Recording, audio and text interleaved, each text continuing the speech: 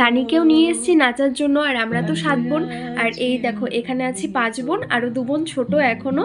আর আমরা দেখো 5 বোন মিলে সেই মজা করছিলাম তখন। আমরা বড় 5 বোনের মধ্যে 2 দিদির বিয়ে হয়ে গেছে, এখন তানির হচ্ছে, এখনো আমরা 2 জন বাকি।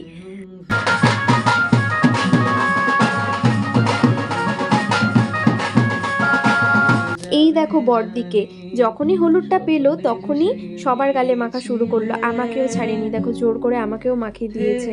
বিয়ের রাতে যে আমরা সাজি তার তুলনায় সবাই যে আমরা হলদির সময় হলুদ রঙের ড্রেস বা শাড়ি পরি সেটা সব থেকে বেশি সুন্দর লাগে, কারণ সবাই আমরা সেম কালার পরে থাকি।